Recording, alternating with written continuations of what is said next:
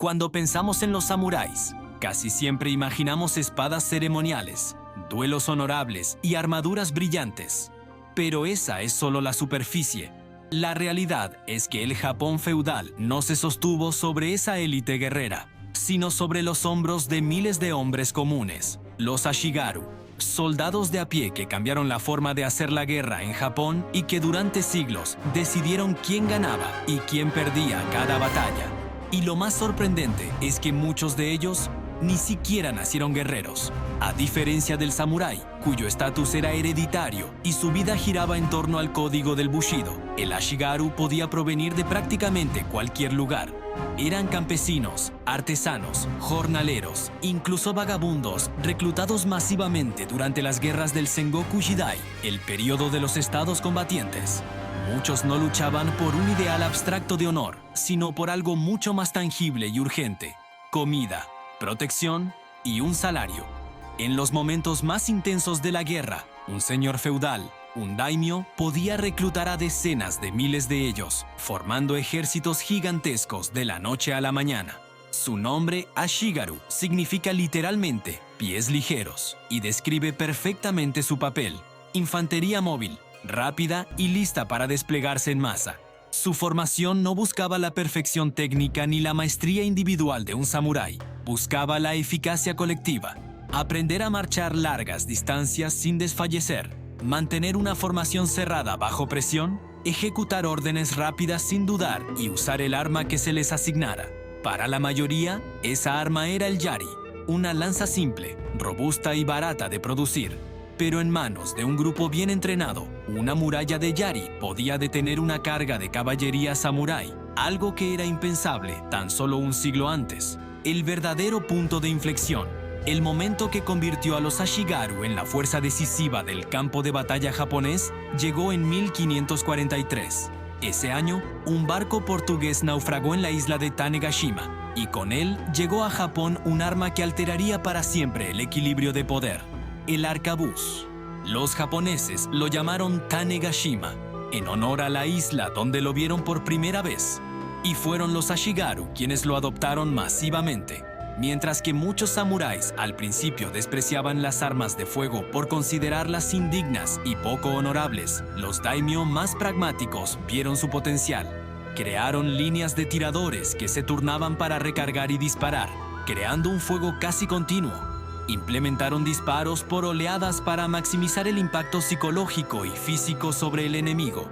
Esta innovación tuvo su prueba de fuego en la famosa batalla de Nagashino en 1575. Allí, las fuerzas de Oda Nobunaga y Tokugawa Ieyasu desplegaron 3.000 de Ashigaru armados con arcabuces tras barricadas de madera. Nobunaga les dio una orden simple: disparar en salvas coordinadas. Cuando la legendaria caballería del clan Takeda, considerada invencible hasta ese día, cargó contra sus líneas, fue brutalmente aniquilada con plomo.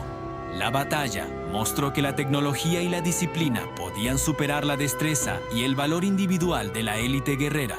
No fue un samurái legendario quien cambió el curso de la guerra, fueron ellos, los anónimos soldados Ashigaru. La vida diaria de un Ashigaru estaba marcada por la disciplina, la fatiga y una obediencia casi absoluta. La rutina militar era dura e implacable. Se despertaban antes del amanecer. Dedicaban las primeras horas a limpiar y revisar su armamento, ya que un arma defectuosa significaba la muerte. Pasaban gran parte del día entrenando en formaciones, marchando en sincronía y practicando maniobras. También se encargaban de tareas logísticas: cargar suministros, construir y fortificar posiciones defensivas o cavar trincheras.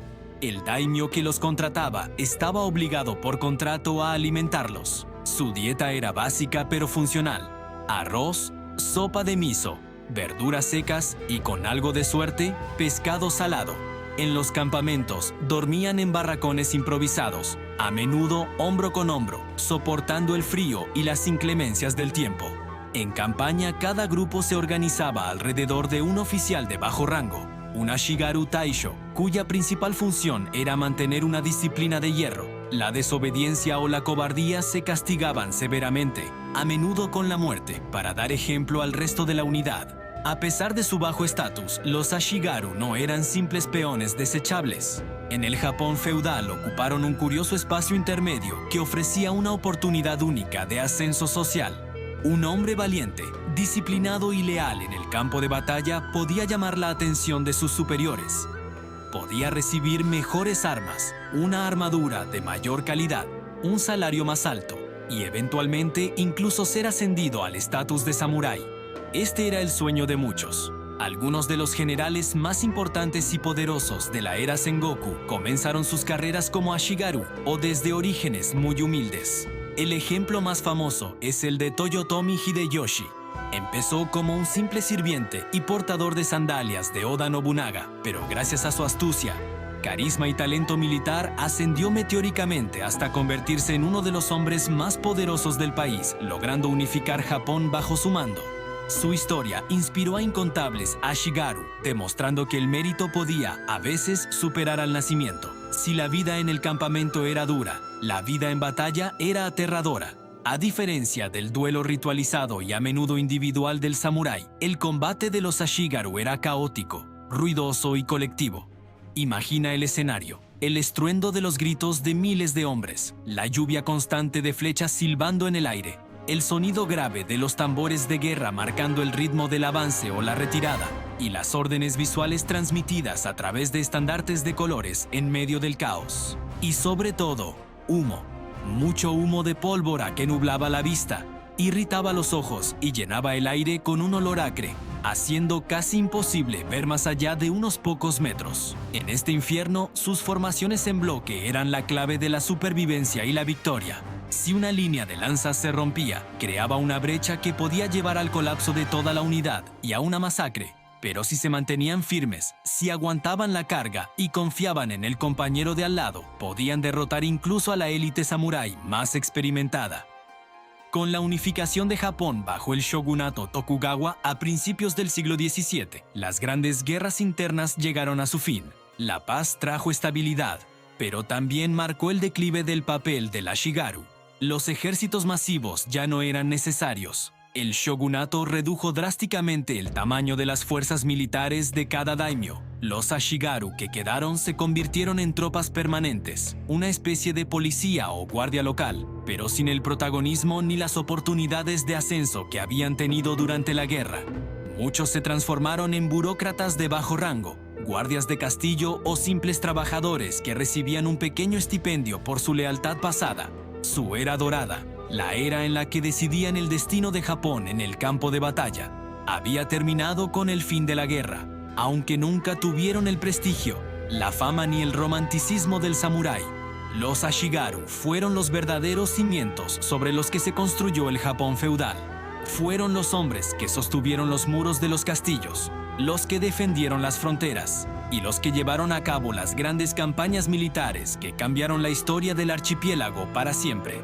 Un ejército de gente común que, a través de la disciplina, la tecnología y el valor colectivo, logró resultados extraordinarios. Si te apasiona descubrir la verdad detrás de los guerreros que moldearon nuestro mundo, suscríbete a El Último Guerrero. Aún quedan muchas historias por contar.